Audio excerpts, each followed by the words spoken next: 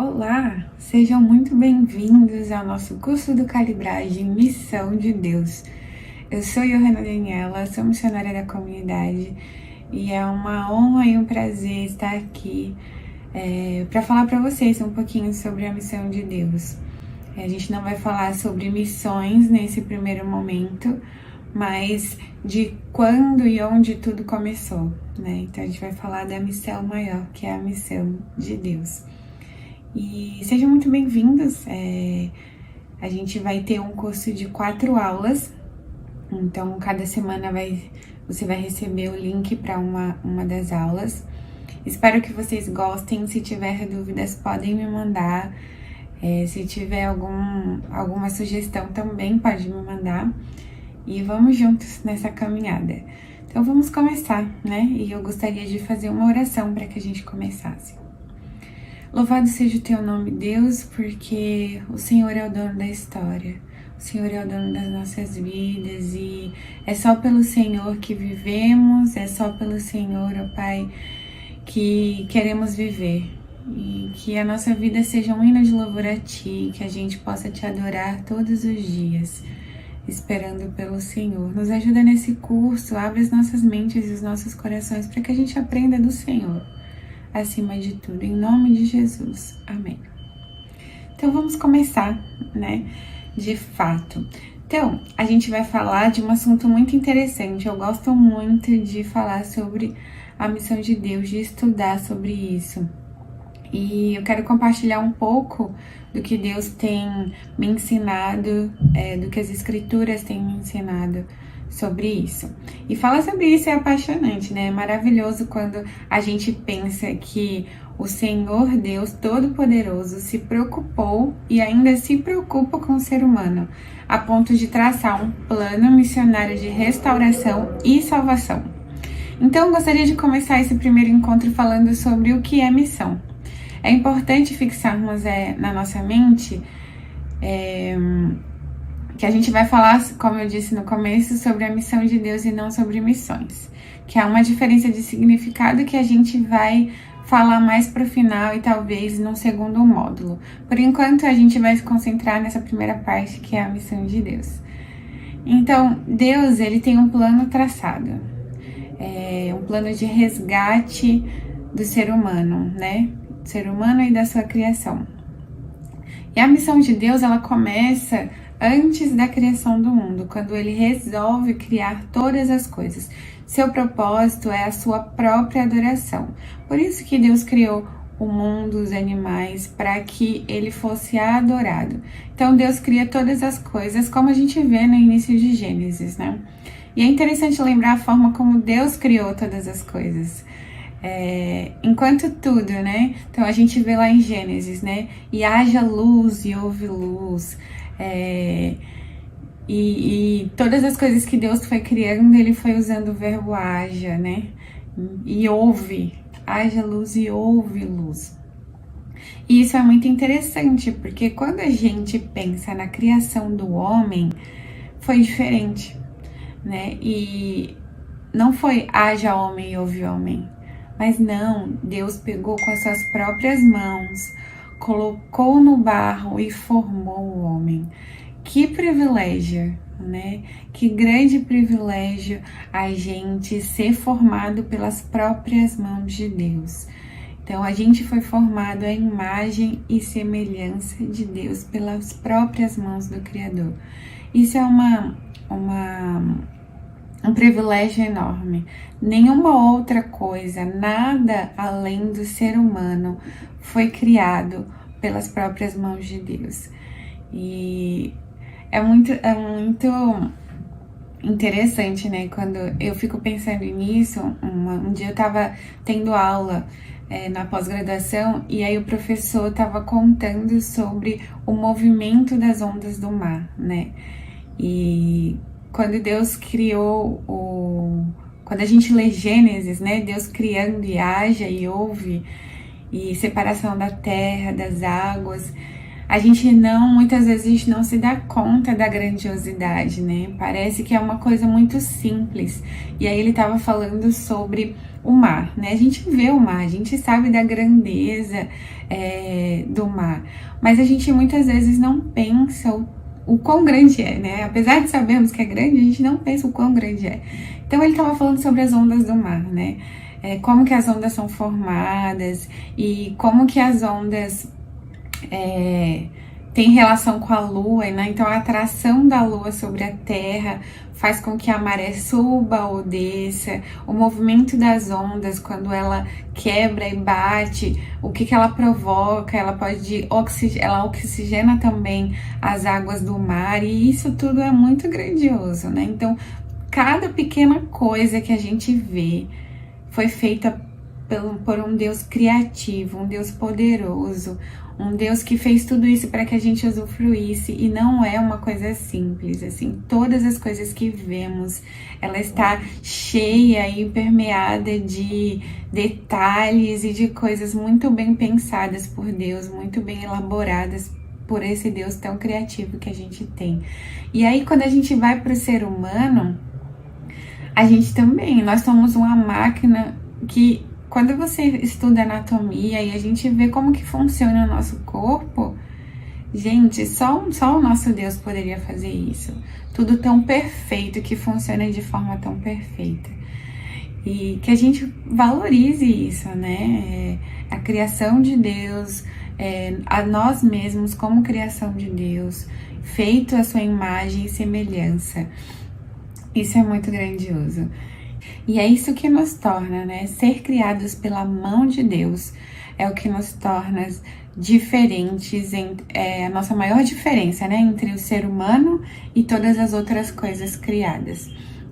E aí Deus cria o homem e a mulher, e o homem e a mulher andavam juntos no jardim e possuíam coisas que nenhum outro ser possuía. Então o ser humano pode se comunicar de forma falada, é inteligente, tem capacidade de pensar, de raciocinar, de ter raciocínio lógico. Nada além do ser humano pode fazer isso. E essa é uma das grandes características nossas, né? Ele e o ser humano, ele andava com Deus. Homem e mulher passeavam com Deus. A Bíblia diz que na viração do dia o homem passeava com Deus. Tinha um relacionamento íntimo com ele, com Eva e com Adão. Ao criar o homem, a sua imagem e semelhança, Deus tinha um propósito para isso. E o propósito de Deus era para que o homem e mulher o adorassem, né? E eles fossem mediadores entre a criação e Deus. Então que o homem e que a mulher levassem a criação a adorar a Deus também, além da sua própria adoração, além do homem adorar a Deus também. Ele também tinha o dever de exercer domínio sobre a criação, levar a criação a louvar e a glorificar o seu Criador. O ser humano era um representante sacerdotal de Deus, um mediador entre o Criador e sua criatura, responsável por toda a criação, e o homem tinha ordens expressas, claras, para cuidar e usufruir de todas as coisas que foram criadas. Deus havia criado o homem e dado funções para ele, para que ele desempenhasse. Mas no meio do caminho, o que o homem faz? O homem se rebela contra Deus e desobedece às ordens e desobedece a ordem que Deus tinha dado de não comer da árvore do bem e do mal. Eva olha aquele fruto, o pecado já entra no coração dela. Ela não mais olha para o fruto bonito e glorifica a Deus por isso. Mas o olhar dela muda e ela vê o fruto como uma oportunidade de ser igual a Deus, uma oportunidade de ter o entendimento do bem e do mal. Eles consumam o pecado e comem do fruto. Deus, em um ato misericordioso e amoroso, mesmo depois da desobediência de Adão e Eva, vem ao encontro deles. A Bíblia diz que na viração do dia, como costumava fazer, começa a fazer pergunta aos dois, para que eles tomassem consciência do que eles tinham feito. E quando Deus pergunta a Adão, Adão fala que a culpa foi de Eva. E quando Deus fala com Eva, ela culpa a serpente. E os dois agem com vitimização, como se eles não tivessem culpa pelo que eles tinham feito.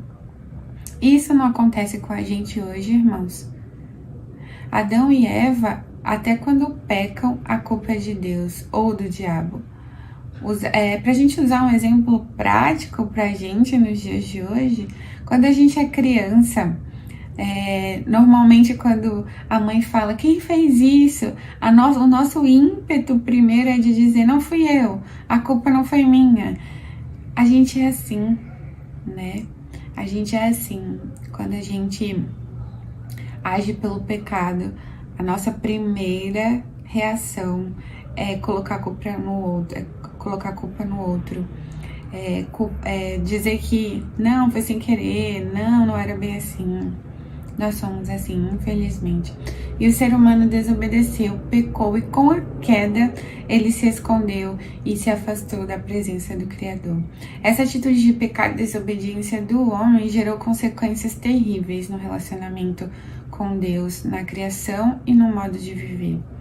Mas no versículo 15 do capítulo 3, Deus faz uma promessa que vai permear toda a história do plano salvífico, da missão de Deus, até se cumprir em Jesus Cristo. Então vamos ler lá o texto? Gênesis 3,15 diz, porém inimizade entre você e a mulher, entre a sua descendência e o descendente dela. Este lhe ferirá a cabeça e você lhe ferirá o calcanhar. Então, aqui é a promessa de Deus, dizendo que ele vai mandar Jesus Cristo. Claro que não está de forma explícita, mas que ele vai mandar Jesus Cristo para esmagar a cabeça da serpente. E ele vai colocar inimizade entre o descendente da mulher, e esse lhe ferirá a cabeça, descendente da mulher, Jesus Cristo, e você lhe ferirá o calcanhar. Aqui já é a promessa de Deus da vinda de Jesus Cristo. Depois nós vemos a expulsão do ser humano do paraíso. Então vamos ler lá em Gênesis 3, de 16 a 19, que diz assim: a mulher, ele declarou.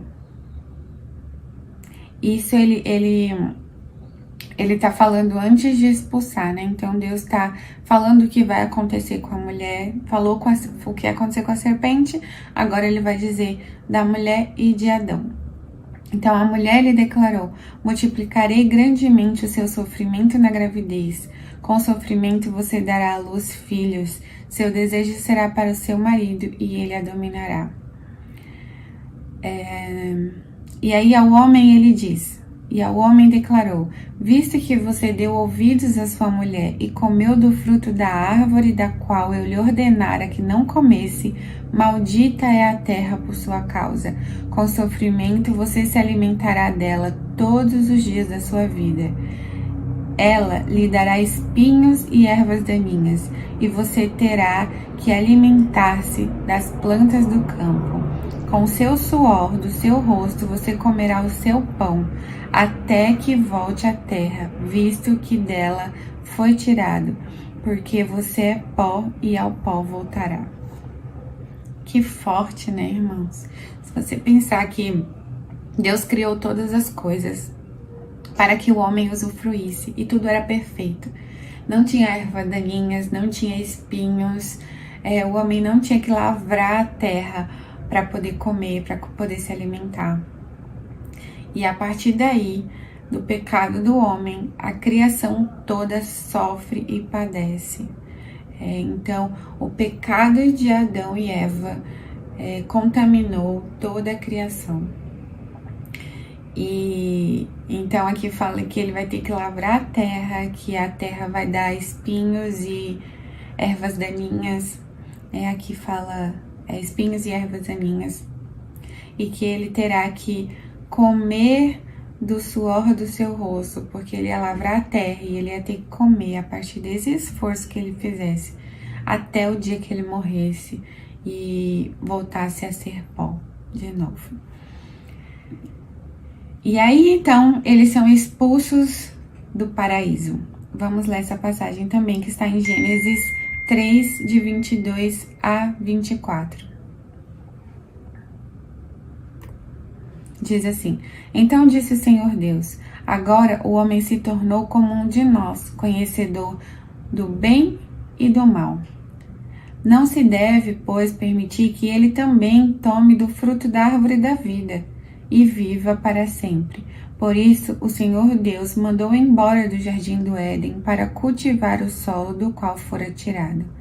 Depois de expulsar o homem, colocou a leste do jardim do Éden querubins e uma espada flamejante que se movia, guardando o caminho da árvore da vida. Quando a gente lê essa parte da expulsão do paraíso de Adão e Eva, a gente pode pensar muitas vezes que é muita crueldade de Deus, né? Expulsar eles do jardim, expulsar eles do lugar para o qual eles foram criados para viver. Mas essa foi um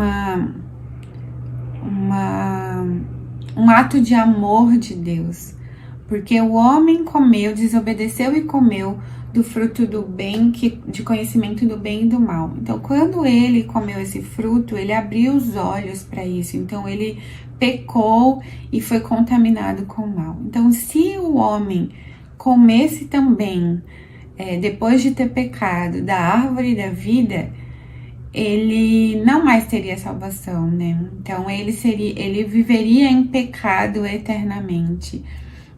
E aí, para que ele não comesse, vivesse em pecado eternamente, Deus coloca querubins protegendo a árvore da vida para que eles não comessem. E aí, a gente lembra dos versículos anteriores, quando Deus promete que Jesus Cristo viria. Então, o plano de Deus sempre foi perfeito, né? E um plano de amor, um plano de salvação, de resgate do ser humano. Então, Deus não destrói o ser humano, mas ele dá uma nova chance a ele. Essa é a missão de Deus, o resgate do homem. E quando a gente olha para a história de Adão, a gente pode concluir que como a gente é diferente, fomos resgatados por Jesus Cristo para adorar ao Deus Criador. E por isso, precisamos ter um relacionamento íntimo com Ele, como Adão e Eva tinham antes do pecado. Olhamos sempre para Ele, buscando sempre a sua face e sermos cada vez mais parecidos com Jesus Cristo, que é o perfeito Adão. Proclamar e levar a sua palavra em todos os cantos da terra, provocando a todos os seres humanos a verdadeira adoração ao único Deus, digno de toda a honra e de todo o louvor. Para que a gente foi criado para que a gente o adore, para que a gente leve outras pessoas a adorá-lo também, falando do grande amor dele, pregando o seu evangelho, e que ele nos mova, né? Que ele nos mova para que a gente faça, para a gente cumpra o que ele tem para nós, para que a gente cumpra a sua vontade, para que a gente viva na sua verdade, que é a sua palavra. Que Deus nos ajude a fazer isso. Por hoje a gente fica por aqui, né? E eu quero indicar aqui para vocês um canal no YouTube que chama Bible Project. É em inglês, mas se você colocar Bible Project em português, a gente tem também já traduzido, tá? Então, se vocês quiserem assistir, é um canal muito legal. Eles fazem vários vídeos, cada livro da Bíblia tem o seu vídeo e é de uma forma ilustrada, então eles vão contando o livro com uma interpretação bem legal, de uma forma ilustrada. É bem didático e é bom pra gente memorizar algumas coisas, memorizar, né, a ideia do livro, assim, é muito legal. Eu vou deixar aqui pra vocês o canal e o link de Gênesis 1 e 2, né, que foi mais ou menos até onde a gente foi. Que vocês aproveitem, que vocês vejam esse material extra que vai ajudar muito. E se tiverem dúvidas, podem me mandar e podem falar comigo. E espero vocês na próxima aula. Que Deus os abençoe.